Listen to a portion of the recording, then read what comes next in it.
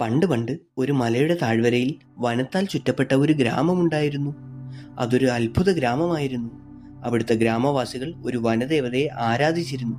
ഈ വനദേവതയുടെ അടുത്ത് ചെന്ന് എന്താഗ്രഹം പറഞ്ഞാലും അത് സാധിച്ചു കിട്ടുമായിരുന്നു. അസാധ്യമെന്ന് കരുതിയിരുന്ന പല കാര്യങ്ങളും പലരും ഈ ഗ്രാമത്തിൽ വന്ന് സാധിച്ചെടുത്തിരുന്നു. ചിലർ ഇവിടെ എത്തി അതിസമ്പന്നരായി തിരികെ പോയി. ചിലർ ഇവിടെ വന്ന് തങ്ങളുടെ മാറാ രോഗങ്ങൾ മാറ്റിയെടുത്തു. ചിലരാകട്ടെ അവരുടെ ആയുസ്സും സൗന്ദര്യവും വർദ്ധിപ്പിച്ചു. അങ്ങനെ ഈ ഗ്രാമത്തിൽ വന്നാൽ നമുക്ക് സാധിക്കാത്തതായി യാതൊന്നുമില്ലായിരുന്നു. അത്ഭുത ഗ്രാമത്തെക്കുറിച്ചറിഞ്ഞ് നിരവധി പേരാണ് ഇവിടെ എത്തിക്കൊണ്ടിരുന്നത്. അങ്ങനെ ഒരിക്കൽ കൊച്ചുകേളുവെന്നും ഗോമതി എന്നും പേരുള്ള ദരിദ്രരായ ഒരു ദമ്പതികൾ ആ ഗ്രാമത്തിൽ എത്തിച്ചേർന്നു. അവരുടെ ഉദ്ദേശം മറ്റൊന്നുമായിരുന്നില്ല. അവർക്ക് ഈ ദാരിദ്ര്യത്തിൽ നിന്നും മോചനം വേണം. ഇനിയുള്ള കാലം സമ്പന്നരായി ജീവിക്കണം. പക്ഷെ അവർ അറിഞ്ഞിരുന്നില്ല, ഈ ഗ്രാമത്തിൽ വന്ന് ആഗ്രഹം സാധിച്ചു പോകുന്ന ഓരോരുത്തർക്കും അവരറിയാതെ ഒരു ശാപം കൂടി കിട്ടിയിരുന്നു എന്ന്. അനുഗ്രഹം വാരി വിതറുന്ന ദേവി എന്തുകൊണ്ടാണ് ശാപം കൂടി നൽകുന്നത്? അതിനു പിന്നിലും ഒരു കഥയുണ്ട്. അത് പറയുന്നതിന് മുമ്പ് നമുക്ക് കൊച്ചുകേളുവിൻ്റെയും ഗോമതിയുടെയും കഥയിലേക്ക് പോകാം. അവരാണ് ഈ ഗ്രാമത്തിന്റെ നിഗൂഢതയുടെ ചുരുളഴിക്കുന്നത്. Welcome to fine story. അതിസമ്പന്നമായ ഒരു തറവാട്ടിലായിരുന്നു ഗോമതിയുടെ ജനനം. അച്ഛനും അമ്മയും അനുജനും അച്ചമ്മയും അപ്പൂപ്പനും ഒക്കെയുള്ള സാമാന്യം വലിപ്പമുള്ള ഒരു കുടുംബം. വലിയ നെൽപ്പാടവും തെങ്ങിൻ തോപ്പുമൊക്കെ അവർക്കുണ്ടായിരുന്നു. വളരെ ചെറുപ്പത്തിൽ തന്നെ ഗോമതി തൻ്റെ അച്ഛനോടൊപ്പം തോട്ടത്തിലെ കാര്യങ്ങൾ നോക്കാനൊക്കെ പോകുമായിരുന്നു. വിശാലമായ പാടത്തിലൂടെയും തെങ്ങിൻ തോപ്പിലൂടെയും നടക്കുന്നത് അവൾക്ക് ഇഷ്ടമായിരുന്നു. മാത്രമല്ല, വീട്ടിൽ മുട്ടിലിഴയുന്ന പ്രായത്തിലുള്ള ഒരു കുഞ്ഞനുജനാണ് ഉള്ളത്. അവൾക്ക് കളിക്കാൻ വേറെ കൂട്ടില്ലായിരുന്നു. എന്നാൽ അച്ഛനോടൊപ്പം തോട്ടത്തിൽ ചെന്നാൽ അവിടുത്തെ തോട്ടം തൊഴിലാളികളുടെ മക്കളെ ആരെയെങ്കിലും കൂട്ടിന് കിട്ടുമായിരുന്നു. അങ്ങനെയാണ് ഗോമതി അവിടുത്തെ ഒരു തോട്ടം തൊഴിലാളിയായ കേളുവിൻ്റെ മകൻ കൊച്ചുകേളുവിനെ കാണുന്നതും അവനുമായി ചെങ്ങാത്തം കൂടുന്നതും. ആ സൗഹൃദം മെല്ലെ വളർന്നു വന്നു. എന്നാൽ ഗോമതിയുടെ അച്ഛനൊഴികെ വീട്ടിലെ മറ്റാർക്കും ഗോമതിയുടെ ഈ കൂട്ടുകെട്ടുകളൊന്നും ഇഷ്ടമല്ലായിരുന്നു. അച്ഛനോടൊപ്പം പുറത്തു പോകുന്നത് പോലും അവർ എതിർത്തിരുന്നു. അച്ഛൻ്റെ ദൃഢമായ തീരുമാനത്താൽ മാത്രമായിരുന്നു ഗോമതിക്ക് ഈ സ്വാതന്ത്ര്യം ലഭിച്ചിരുന്നത്.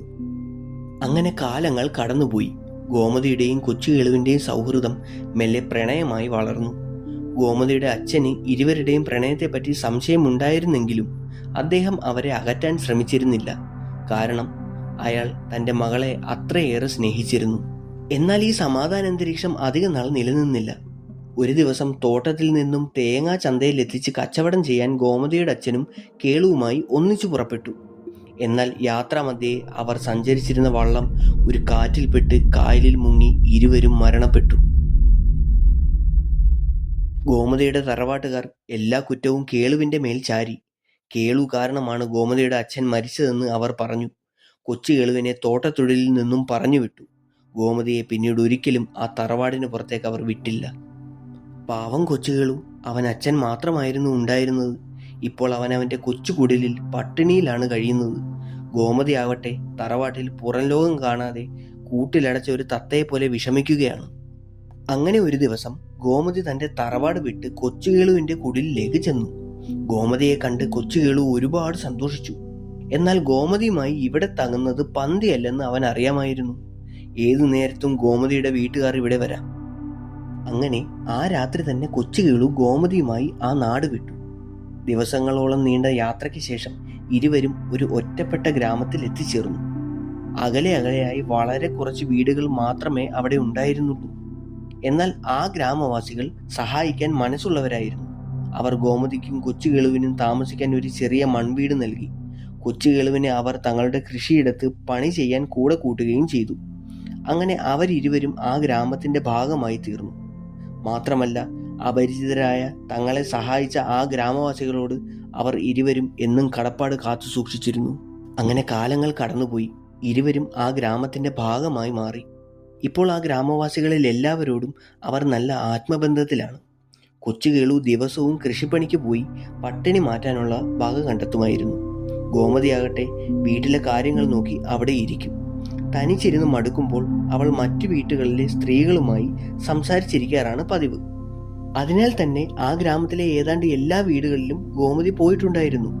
അങ്ങനെ ഓരോരുത്തരോട് സംസാരിച്ച് ആ നാടിൻ്റെ കഥകളെല്ലാം ഗോമതി മനസ്സിലാക്കുന്നു. ഓരോ കുടുംബത്തിനും പറയാൻ വ്യത്യസ്തമായ കഥകളുണ്ടായിരുന്നു. പണി കഴിഞ്ഞ് വീട്ടിലെത്തുമ്പോൾ ഗോമതി ഈ കഥകളെല്ലാം കൊച്ചു കേളുവിന് പറഞ്ഞു കൊടുക്കും.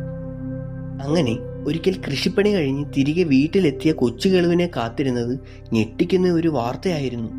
അത്യന്തം ആവേശത്തോടെ ആ കാര്യം ഗോമതി കൊച്ചു കേളുവിനോട് പറഞ്ഞു. താൻ 2 മാസം മുമ്പ് അല്പം അകലെയുള്ള ഒരു കൊച്ചു കുടിലിൽ പോയിരുന്നു. അവിടുത്തെ വീട്ടമ്മയുമായി ധാരാളം സമയം സംസാരിച്ചിരിക്കുകയും ചെയ്തു. അതൊരു ചെറിയ കുടിലായിരുന്നു. ആ സ്ത്രീയും അവരുടെ ഭർത്താവും 2 കുട്ടികളുമാണ് അവിടെ ഉള്ളത്. ആ കുടിലാകെ തകർന്ന് നാശമായ നിലയിലായിരുന്നു. ഭിത്തിയൊക്കെ വിണ്ട് കീറി മേൽക്കൂരയുടെ പല ഭാഗങ്ങളും പൊട്ടിപ്പൊളിഞ്ഞ് ആകെ നാശമായ ഒരു വീട്. അവരുടെ അവസ്ഥ കണ്ട് തനിക്ക് വല്ലാത്ത വിഷമം തോന്നിയിരുന്നു. എന്നാൽ ഇന്ന് ഞാൻ അവർക്ക് കൊടുക്കാൻ കുറച്ച് ഭക്ഷണവുമായി അവിടെ ചെന്നപ്പോൾ ഞെട്ടിക്കുന്ന ഒരു കാഴ്ച കണ്ടു. ആ കുടിലിൻ്റെ സ്ഥാനത്ത് ഒരു വലിയ വീട്. കണ്ടാൽ ഒരു മണിമാളിക പോലെ തോന്നും. എനിക്കെൻ്റെ കണ്ണുകളെ വിശ്വസിക്കാൻ കഴിഞ്ഞില്ല. ഇത്രയും കുറഞ്ഞ കാലയളവിൽ അവർക്ക് എങ്ങനെ അത് പടുത്തുയർത്താനായി? ഇത് കേട്ട കൊച്ചുകേളുവിൻ്റെ മുഖത്ത് ഒരു പരിഹാസം നിറഞ്ഞ ചിരി വരുന്നു. അത് നിനക്ക് എന്തെങ്കിലും തെറ്റ് പറ്റിയതാകാമെന്നും നീ മുൻപ് കണ്ട വീടാവില്ല അതെന്നും അയാൾ ഗോമതിയോട് പറഞ്ഞു. എന്നാൽ ഗോമതി തൻ്റെ കയ്യിലിരുന്ന 2 സ്വർണ്ണ നാണയങ്ങൾ കൊച്ചുകേളുവിനെ കാണിക്കുന്നു. അത് കണ്ട കൊച്ചുകേളു അത്ഭുതത്തോടെ ഗോമതിയെ നോക്കിയിട്ട് ഇത് എവിടെ നിന്ന് കിട്ടിയെന്ന് ചോദിക്കുന്നു. ആ വീട്ടിലെ സ്ത്രീ തനിക്കിത് സമ്മാനമായി നൽകിയതാണെന്ന് ഗോമതി കൊച്ചുകേളുവിനോട് പറയുന്നു. അതോടെ ഗോമതി പറയുന്നത് സത്യമാണെന്ന് കൊച്ചുകേളുവിന് ബോധ്യമാകുന്നു. അയാൾ കൂടുതൽ വിവരങ്ങൾ ഗോമതിയോട് ചോദിച്ചു മനസ്സിലാക്കുന്നു. ഏറെ ആവേശത്തോടെ അവിടെ നടന്ന കാര്യങ്ങളെല്ലാം ഗോമതി കൊച്ചുകേളുവിനോട് വിവരിച്ചു കൊടുത്തു.